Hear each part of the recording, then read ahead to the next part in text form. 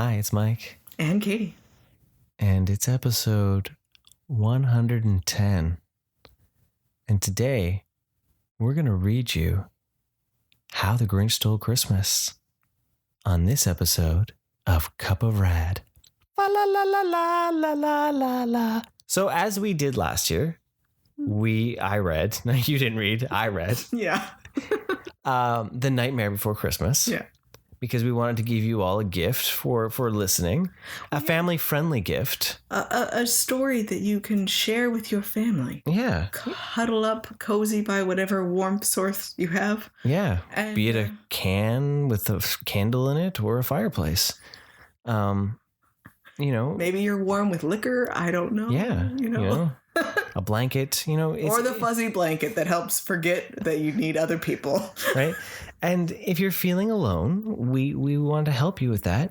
And, it's seen that a lot of people like closeness and a lot of us are grown up, but, we need a good story read to us. So it's like a little bedtime story to enjoy on this Christmas Eve or Christmas Day or randomly March. So without further ado, here is Mike reading Dr. Seuss's How the Grinch Stole Christmas. Every Who down in Whoville liked Christmas a lot. But the Grinch, who lived just north of Whoville, did not.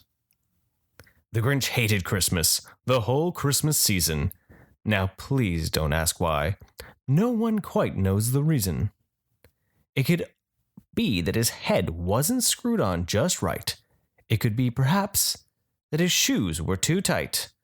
But I think that the most likely reason of all may have been that his heart was 2 sizes too small. But whatever the reason, his heart or his shoes, he stood there on Christmas Eve, hating the Whos, staring down from his cave with a sour, grinchy frown at the warm, lighted windows below in their town. For he knew every Who down in Whoville beneath was busy now hanging a mistletoe wreath. They'll hang their stockings, he snarled with a sneer. Tomorrow is Christmas, it's practically here. Then he growled with his Grinch fingers, nervously drumming, I must find some way to stop Christmas from coming. For tomorrow, he knew, all the Who girls and boys would wake up bright and early. They'll rush for their toys. And then, oh, the noise, noise, noise, noise. That's one thing he hated, the noise, noise, noise, noise. Then the Whos, young and old, would sit down to a feast. And they'd feast, and they'd feast, and they'd feast, feast, feast, feast. They would feast on Who pudding and rare Who roast beast, which was something the Grinch couldn't stand in the least. And then they'd do something he liked least of all. Every Who down in Whoville, the tall and the small, would stand close together, and Christmas bells ringing, they'd stand hand in hand, and the Whos would start singing. They'd sing, and they'd sing, and they'd sing, sing, sing, sing. And the more the Grinch thought of the Who Christmas sing, the more the Grinch thought, I must stop the whole thing. Why, for 53 years I've put up with it now. I must stop this Christmas from coming. But how? And then he got an idea, an awful idea. The Grinch got a wonderful, awful idea. I know just what to do. The Grinch laughed in his throat, and he made a quick Sandy Claus hat and a coat, and he chuckled and clucked.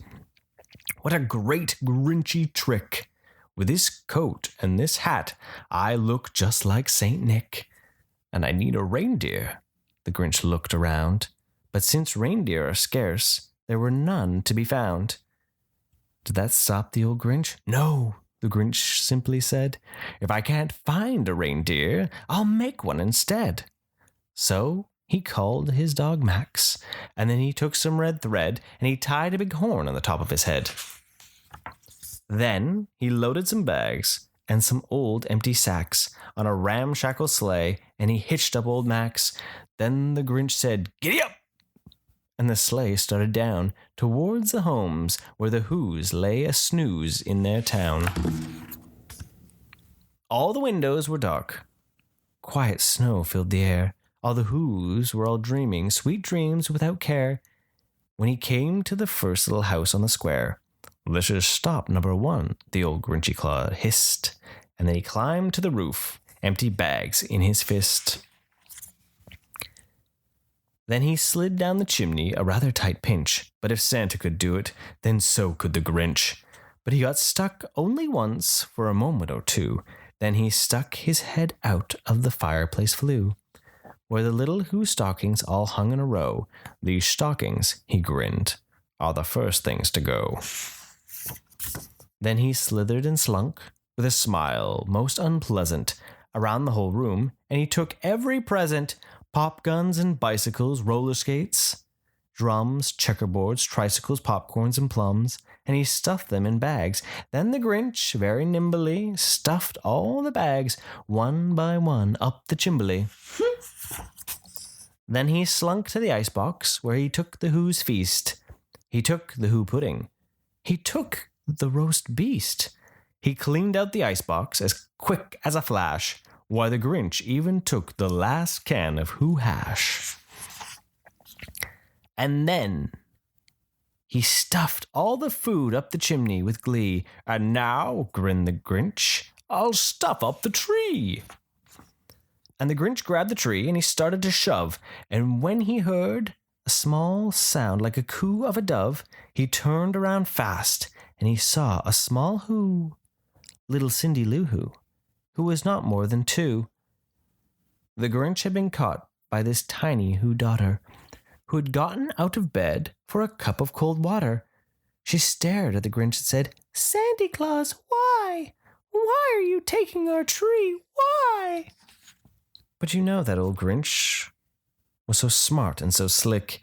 He thought up a lie, and he thought up quick. "Why, my sweet little tot," the frank Santa Claus lied, "there's a light on this tree that won't light on one side. So I'm taking it home to my workshop, my dear. I'll fix it up there, and then I'll bring it back here." And his fib fooled the child. Then he patted her head. He got her a drink and sent her to bed.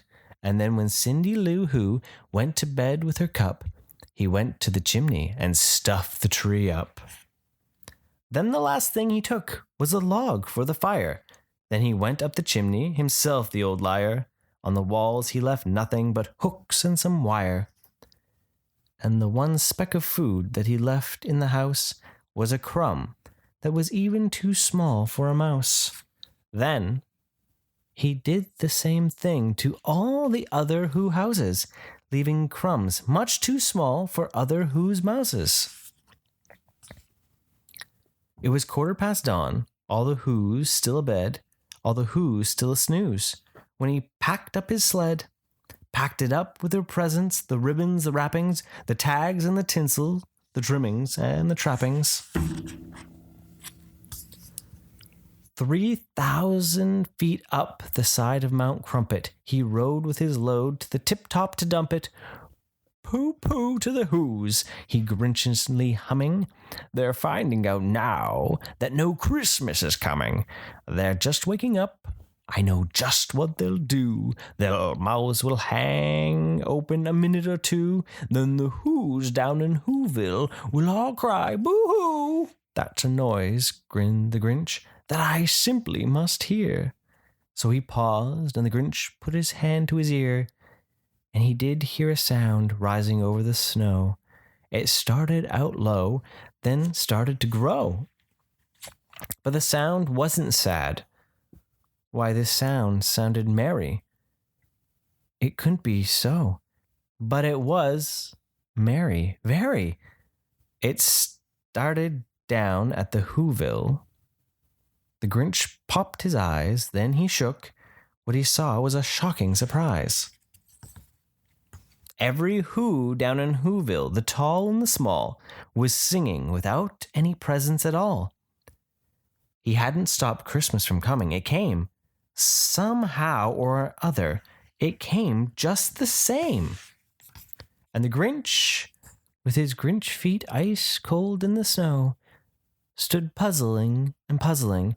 How could it be so? It came without ribbons. It came without tags. It came without packages, boxes, or bags.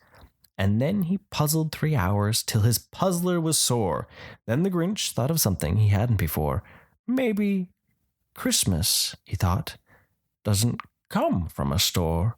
Maybe Christmas, perhaps, means a little bit more. And what happened then?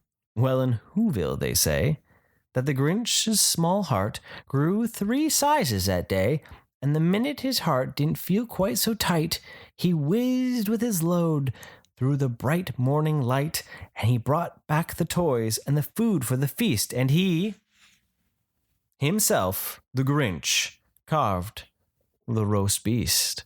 The end. And there you have it. A nice little Christmas story for you to enjoy. Thank you, Mike, for sharing. Yes, you're welcome. Hopefully you enjoyed. That's our Christmas gift to you. A very special, storybook moment for you. Go and enjoy by yourself or with friends. Yep. I'm rhyming now. It won't ever end. The Dr. Seuss syndrome is upon us. Well, go off and enjoy your Christmas. Have a very Merry Christmas, everyone. Thank you from the bottom of our hearts for listening to our little show. Yes. We appreciate every single one of you. And we'll see you later with another one. Thanks for joining us, everyone. Have a merry day. Thank you for listening. Want more rad content? Follow us on Facebook, Instagram, and Twitter. And don't forget to subscribe, rate us, and leave us a review. And remember, be excellent to each other and party on, dudes!